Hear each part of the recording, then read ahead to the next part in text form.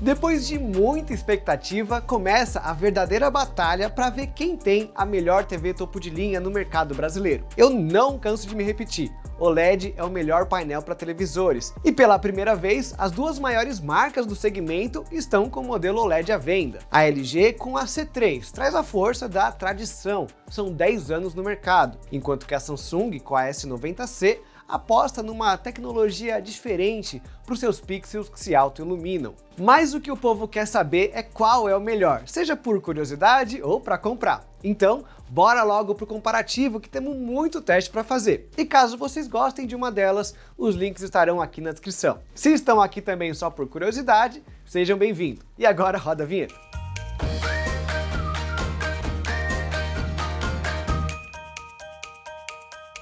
Para começar, respondendo de uma forma direta a minha pergunta inicial, a melhor TV OLED do momento é a LG G3, simplesmente porque a Samsung não trouxe uma competidora real. Existe a S95C lá fora, que é mais avançada, no entanto, seria muito mais cara também. A estratégia inicial da Samsung foi ganhar espaço no mercado premium, dando mais foco para a S90C, enquanto que o premium extremo ela deixa para a LG G3 e para a Samsung 8K. Eu acho legal pontuar isso porque cada vez mais as OLEDs estão ficando segmentadas. E minha esperança é que ambas as marcas comecem a competir de forma mais séria com suas OLEDs no segmento intermediário também. Ainda não é o caso. A LG C3 e a S90C são, ambas, produtos premium. E com isso em mente, começa já um puxão de orelha para as duas na construção. Olha, esquece a tela por enquanto. Eu tô reclamando da pecinha lá de baixo dela, das suas respectivas bases.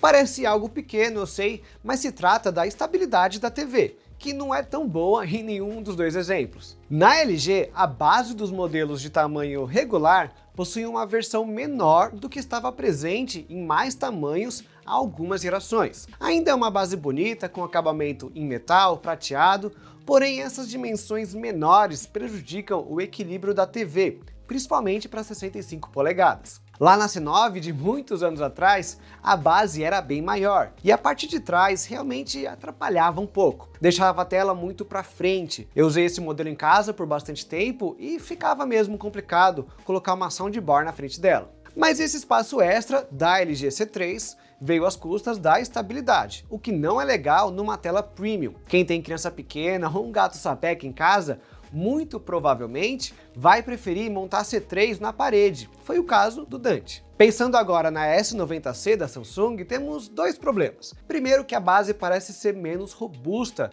apesar de pesar os mesmos 2 kg do modelo da C3. Ficou uma outra troca, na verdade, mas agora não é para ganhar espaço, e sim praticidade. A montagem não precisa de ferramentas. Não há parafusos para você prender os pés no corpo ou a placa superior nos pés. A ajuda é bem fácil montar ela, porém o processo também passa um pouco menos de confiança. Uma peça maciça mesmo me deixaria mais seguro, como é o caso da S95C que lançou lá fora. Dessa vez, como a TV é bem pesada, acho que uma montagem tradicional com parafusos seria melhor, principalmente por ser a primeira OLED. A segunda questão é que o pé também não é tão elegante. Isso é gosto e gosto não se discute, mas é inegável que a base da LG chama mais atenção. De novo, por ser a primeira S90 do mercado, ela precisava ser um pouco mais impactante. Subindo agora para a tela, o perfil de ambas, na verdade, é bem similar. O painel OLED pode ficar extremamente fino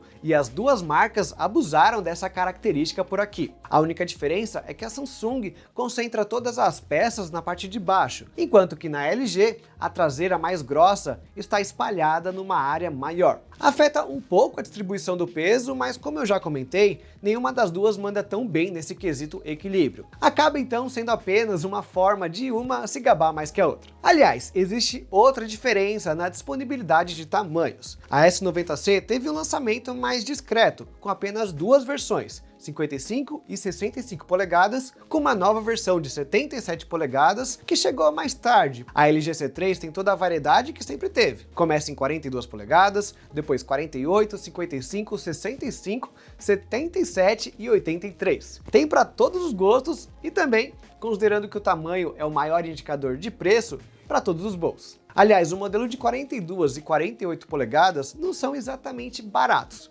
mas podem aparecer um pouco mais em conta em grandes promoções. Mais opções sempre é um ponto positivo, apesar de eu recomendar apenas 55 ou 65 polegadas para os dois modelos. 48 também é legal para o quarto e 42 possui cortes que você precisa levar em conta. Mas caso você esteja louco para ter uma OLED e não pode gastar muito, vale ficar de olho. Só me impressionei aqui que nenhuma mudou características para as telas gigantes, especificamente o som. Tem mais espaço, né? Podia incluir um sistema mais completo. Falando nisso, a LG G3 possui o áudio melhor que a S90C, e é bem direto mesmo. Talvez essa seja a única parte onde temos um vencedor absoluto. São 2.2 canais que utilizam software para simular 9.1.2 canais. E essa simulação funciona, viu? Você sente que o som dela é muito mais encorpado, e o efeito surround digital foi bem feito, não parece artificial. Tá, não é um surround real, é evidente isso, mas é melhor que o sistema da S90C, que trouxe apenas 2.1 canais. Ela possui alguns recursos também, como o áudio em movimento, mas nada que aprimore tanto assim a sua experiência. Aliás, né?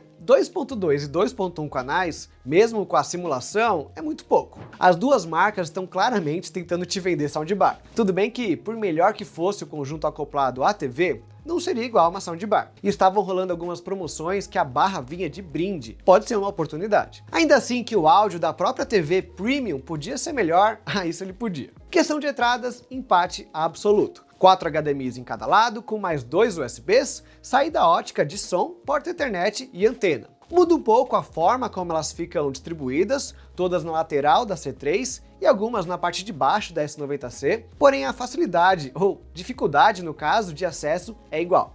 Podia ter o quê? Um One Connect na Samsung. Imagina só, seria um baita diferencial no comparativo. Mas por enquanto, apenas a S95C, aquele modelo exclusivo lá do exterior, trouxe o recurso. Quem traz um diferencial na construção é a LG, uma adaptação na verdade, pois é possível encaixar uma soundbar, a LG SC9S, cuidado para não confundir o nome, aqui na parte de trás. Ela fica grudada mesmo e você pode pendurar a C3, que a soundbar fica lá bonitinha, juntinha. É uma técnica engenhosa que eu espero que pegue para mais modelos, tanto de TVs quanto de soundbars. Eu só não vou colocar isso como um baita ponto positivo, porque essa barra aí é quase o preço da TV. Temos um vencedor então até agora? Olha, eu acredito que não. A LG sai um teco na frente por conta da construção mais robusta e do som com simulação de canais. No entanto, não é nada muito efetivo, pois o corpo e o som da C3 também podiam estar melhores. Mas aqui, antes de continuar o comparativo, eu queria te contar uma dica de como economizar caso escolha uma delas. Primeiro, criando um alerta no nosso comparador Escolha Segura, uma extensão para o browser e aplicativo Android que também compara preços e testa cupons. É só baixar e começar a economizar automaticamente com ele. A segunda dica é para quem prefere receber as promoções no celular. Eu recebo das empresas listas de cupons e preços bons, faço uma curadoria para vocês e depois coloco tudo lá no nosso grupo de ofertas. O link para os dois estão aqui embaixo e bora voltar.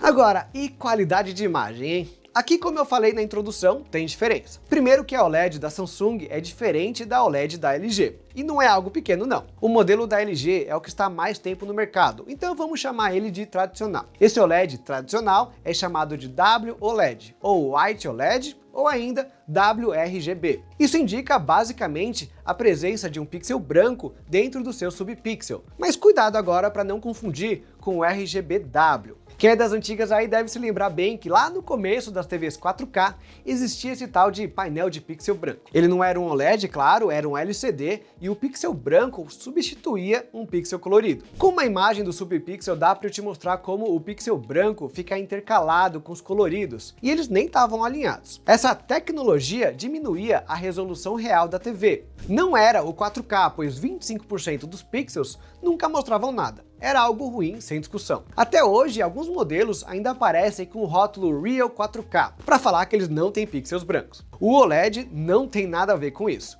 Cada pixel aqui é formado por 4 subpixels e um deles é branco. Vocês podem ver como isso funciona nessas imagens. Inclusive são duas fotos, pois os 4 subpixels nunca ficam ligados ao mesmo tempo. Guarda essa informação, pois ela pode ser relevante mais pra frente. Só que não confunda então essas duas tecnologias. O OLED tem resolução 4K real e o pixel branco serve apenas para auxiliar o brilho máximo. Dá para entrar em mais detalhes que isso, porém o básico já basta. Você não perde resolução no OLED. Aí eu sei que a explicação pode ficar um pouco técnica, então se você tiver qualquer dúvida sobre isso ou qualquer outro assunto, pode me chamar lá no Instagram que eu respondo pro pessoal. No caso agora da Samsung, ela trouxe o QD-OLED.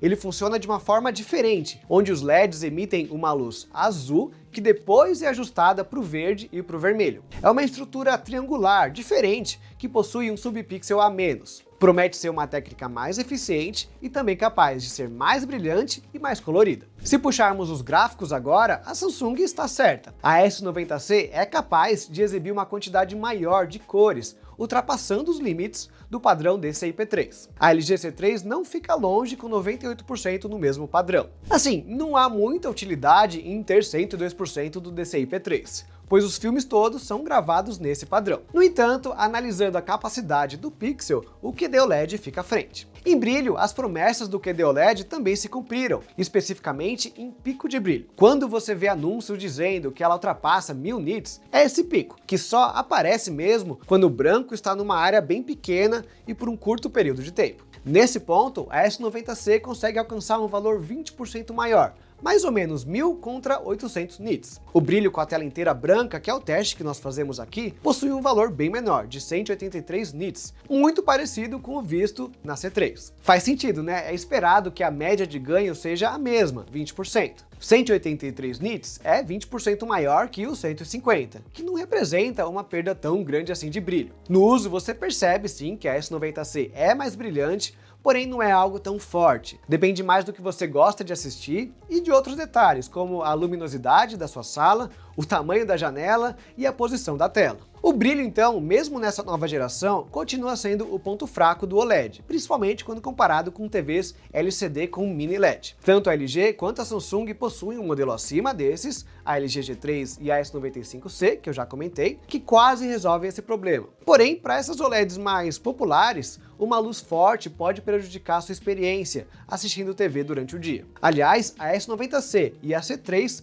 também empatam no nível de reflexo e perdem para modelos mais avançados. No vídeo dá para perceber que a C3 principalmente fica quase um espelho quando a luz da sala está acesa. Essa é uma situação mais extrema, pois no dia a dia, se atentando à posição da TV, você não sofre tanto com isso. Eu uso uma OLED, por exemplo, e deixo ela no brilho baixo, até durante o dia. A única situação onde isso seria um problema grande seria caso tentassem usar uma das duas num ambiente externo, que definitivamente não é o ideal. Ou então, caso a tela esteja posicionada bem na frente de uma janela. Sei que essa segunda situação não é tão rara assim, mas tente posicionar a sua TV de outra forma se possível. Até uma Nuke LED Mini LED pode sofrer com excesso de reflexo se ela estiver na frente de um janelão. O pior caso que eu peguei de vocês, espectadores, foi com o modelo dessa linha. Mas já falamos bastante de números, só que não custa lembrar que nem tudo que você assiste na TV consegue usar toda a capacidade das suas telas. Nós podemos separar os conteúdos em 3 categorias, e em cada uma das TVs aqui é melhor. Primeiro, programas em formato padrão, como a maioria dos vídeos do YouTube, TV aberta e séries mais antigas. Eles sempre estão no formato chamado SDR. Aqui tem uma pegadinha ainda. Assim que você tira as TVs da caixa, a LG C3 é melhor. Não só por mérito dela, mas também por conta das configurações da S90C. O que acontece é que a TV Samsung segue a tendência da marca de supersaturar as cores. Fica bonito nos vídeos promocionais, mas na prática incomoda. É muito forte e perde detalhes. Por uma C8000, isso não tem tanto problema. Não é uma TV tão boa. Mas a OLED não precisa disso, né? Depois que você faz alguns ajustes, principalmente tirando excesso de nitidez, mudando a temperatura da imagem para um nível um pouco mais quente e reduzindo um pouco a intensidade das cores, aí a S90C passa a se sair um pouco melhor. A força dela é justamente o pico de brilho mais alto, que mesmo em SDR alcança um nível bom. Outro detalhe, talvez por conta das diferenças do QD-OLED contra o WOLED, os brancos da S90C são mais equilibrados, menos estourados, melhorando o alcance dinâmico mesmo sem HDR. Até contra a G3, a S90C foi bem. No entanto, quase todos os recursos inteligentes vão melhor na LG C3. Para ser justo também, nenhuma das duas tem uma interpolação muito boa, mas a S90C adiciona bastante artefato de imagem durante movimentos rápidos, nesses conteúdos em menor qualidade. Tudo num nível que realmente você não quer ver numa TV tão top de linha.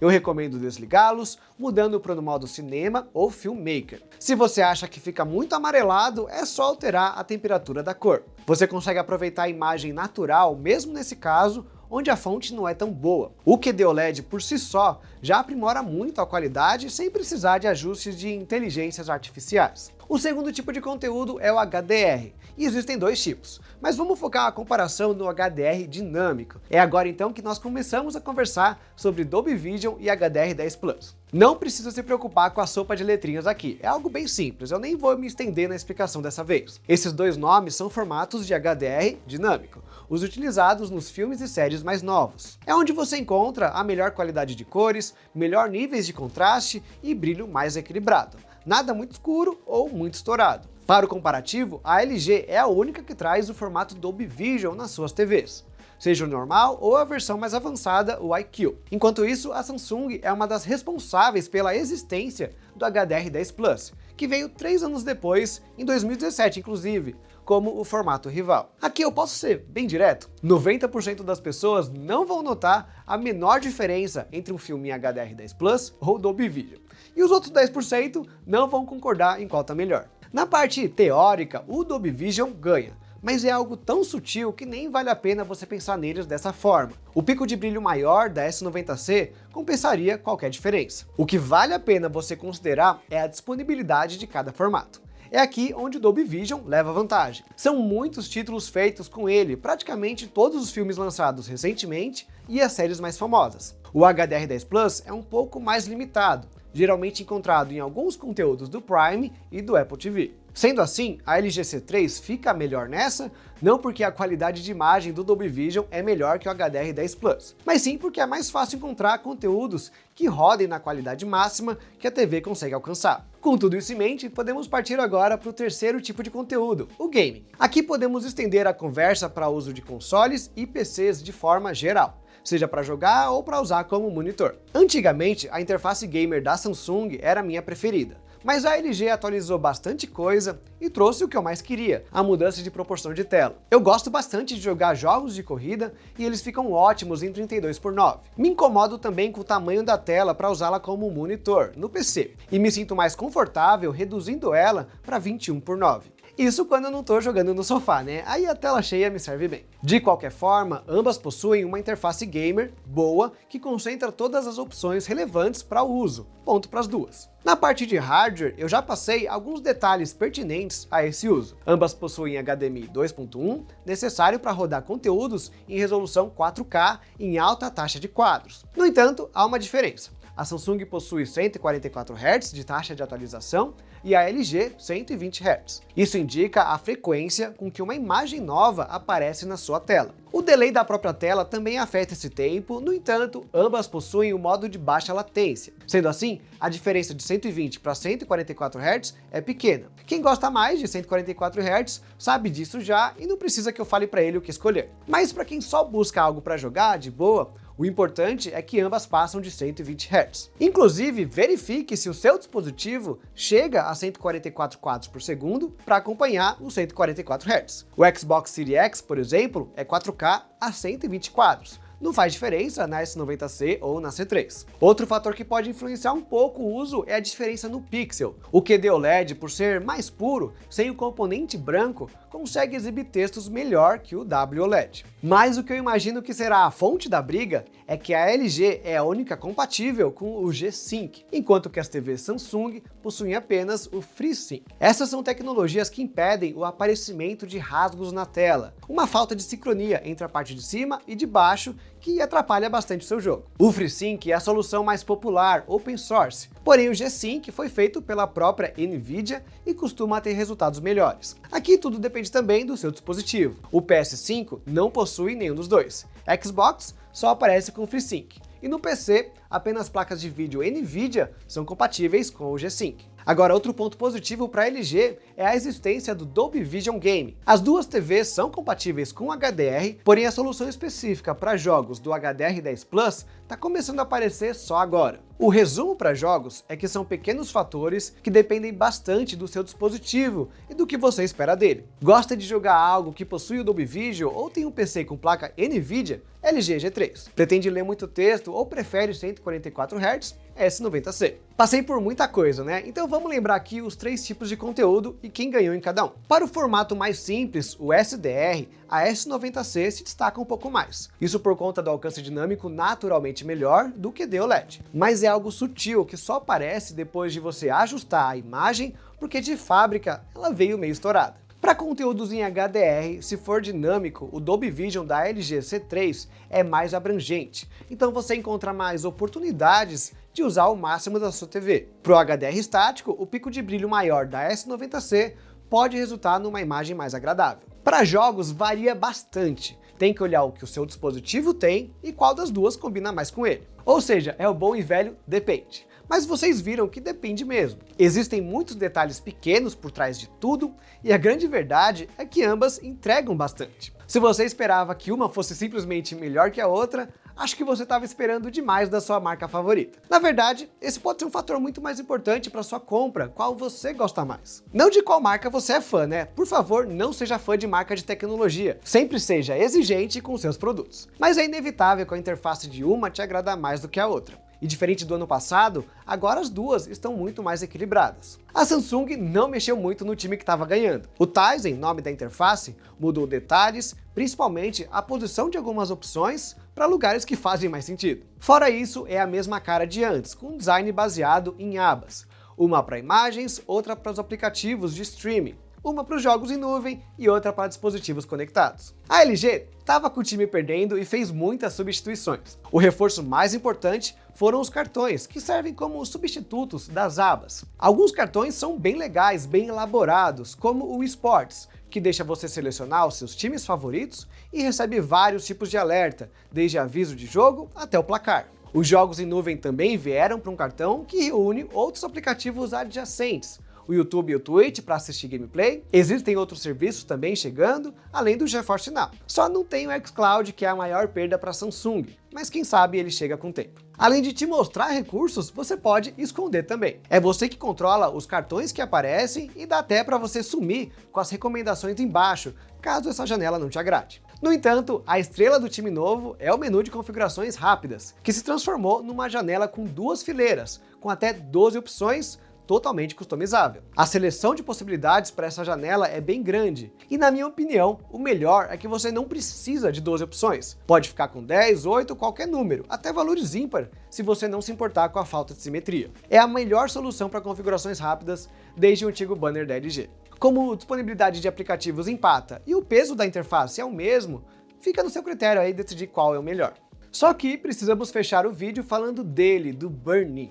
É bem rápido falar disso na verdade. As duas TVs são bem resistentes, cheias de recursos para praticamente eliminar esse problema, só que o que vale aqui para o comparativo é um relato da S95B, a primeira OLED da Samsung lá no exterior do ano passado, um relato do R-Ratings. No teste deles de longa duração, parece que o QD OLED se mostrou mais suscetível ao desgaste. Uma explicação possível é aquilo que eu expliquei lá em cima. O WOLED nunca tem 4 subpixels ligados ao mesmo tempo, então eles descansam mais. O QD OLED é um pouco diferente, então pode ser que os seus pixels estão desgastando mais rápido, causando as marcas na tela. A Samsung mudou o painel para essa geração e, claro, esses testes foram feitos em situações extremas. Mas fique de olho e, claro, me contem nos comentários ou no Instagram qualquer experiência, negativa ou positiva, com uma dessas TVs. Principalmente do Burn-in aqui para ajudar a galera. E o preço, como fica? Vamos focar na evolução atual dos modelos de 55 polegadas. A S90C chegou um mês mais cedo no mercado. Dos R$7.000 de lançamento,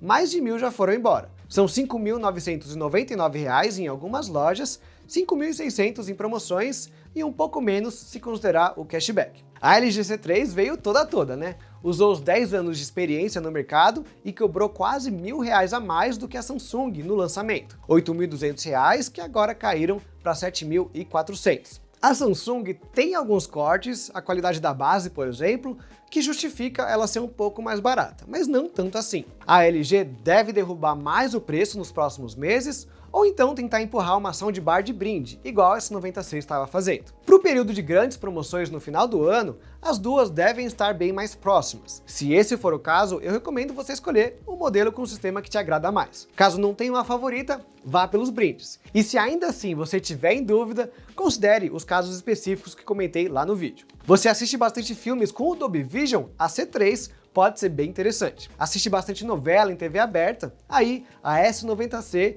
tem o seu valor. O importante é que se você consegue fazer o upgrade para o AMOLED, meu amigo, com certeza faça. Seja qual você decidir pegar, os links estão aqui na descrição. Me contem mais também do que acharam das TVs. E a gente se vê numa próxima. Até mais!